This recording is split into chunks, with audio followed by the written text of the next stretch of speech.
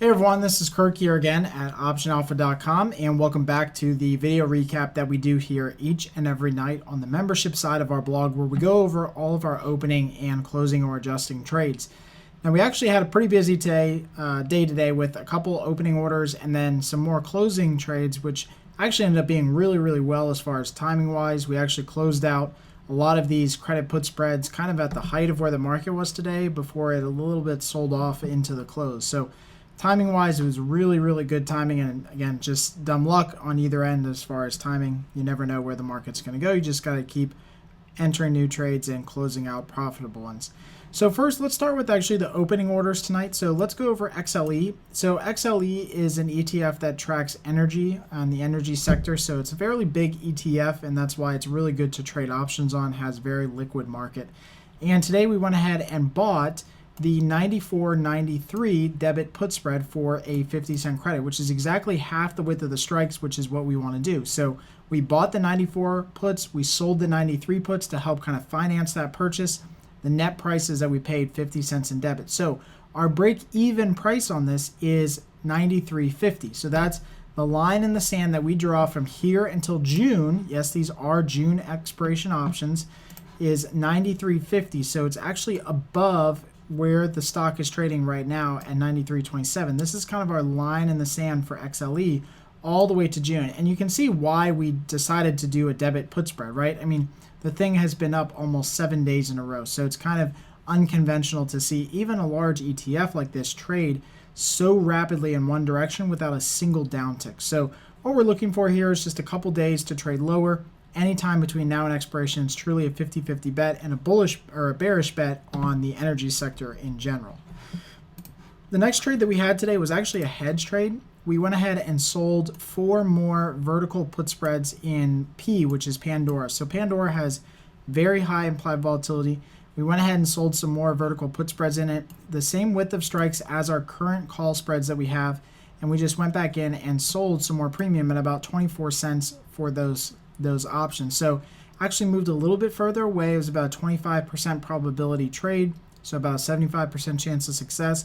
But basically what we're doing here with this hedge is making an iron condor again in Pandora. Because earnings are coming up and because Pandora's kind of testing our call side trade, we want to go ahead and reduce our risk. And by adding this additional side to the iron condor, we take in additional credit without taking any additional risk. So that's really the key here, is that we took no additional risk by adding this position because we matched up the same width of strikes and we matched up the number of contracts here by selling 4 when we already had 4 call spreads. And that means no additional margin, no additional risk. It's just purely credit, reduces our cost basis, and helps us overall in the trade. So let's just take a look at where those are. So Pandora is here, and obviously you see it's been rallying, and we have earnings coming up on the very near horizon here for Pandora. But all this time, implied volatility has stayed very high, so we're still able to sell some premium here. Now we currently have a 30-31 call spread, so you can see that Pandora's kind of rallied right against that. And by selling our current position down below the market, we're kind of bracketing the market around earnings. So Pandora doesn't usually have a huge move after earnings. You can see that back here, back in November, it had a fairly decent move. Had a little bit of a jump here in the beginning of the year, but again, not a huge move, just about a $1 or $2 move. So I don't think that Pandora is going to have a huge move after earnings, but at the end of the day, we still want to be protected from the risk of the trade going against our just one lonely call side position. So you'll see down at the bottom that we have our current position in Pandora, which is down here. We're only down about 36 bucks on that trade overall, so it's actually not that bad, even though it's kind of testing that upper barrier. Our 30-31 call spread, same quantity of strikes, so we're still selling 4. And see, we matched up today the quantity of strikes and the width of the strikes by selling the 26.25 credit put spread.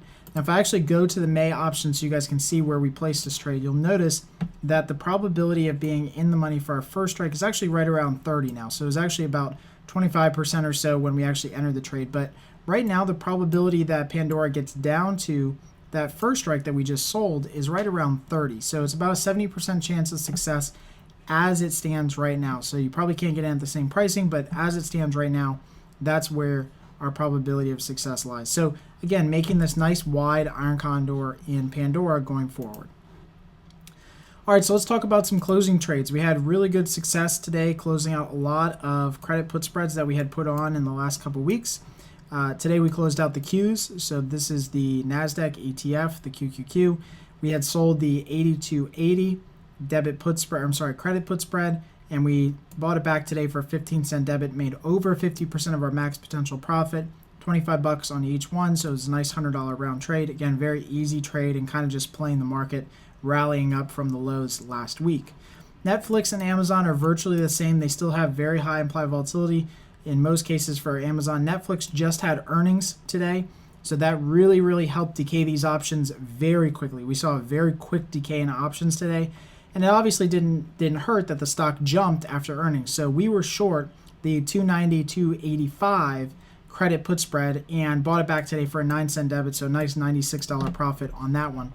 So for Netflix, you'll see that not only did we have the stock jump today, the stock had made a nice jump after earnings, but notice in the top left-hand corner of your screen that implied volatility dropped like a rock. This was just a couple days ago up in the 50, 60, 70th percentile last week, and in one day it's now down to the 19th percentile. So you can just see how quickly a stock's implied volatility will drop after earnings. And so we just happen to be on the right side of this trade, and obviously learning our lesson from Chipotle, got out very quickly in the morning, kind of even overpriced ourselves a little bit to get out at 9.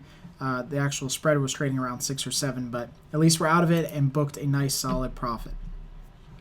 All right, so going on to Amazon. So for Amazon, we actually had a nice trade going on here today. You see my highlighter tool just restarted again. But we closed out our Amazon trade today, which was the 290, 285, very similar to the Netflix as far as strikes, and we bought that back for a debit of 44.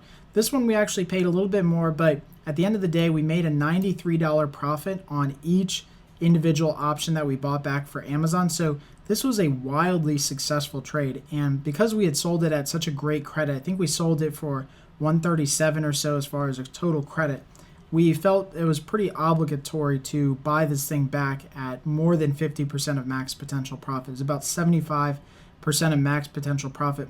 There's no use in holding this thing for another $44 when you've already made $93 per spread. So again, very successful trade for us in Amazon. If we go to Amazon stock, you guys can see exactly where that one's trading. You'll see that even though the stock continued to rally up, we still have earnings on the horizon and implied volatility is still high. So this is kind of like what Netflix was a couple days ago, kind of pre-earnings volatility.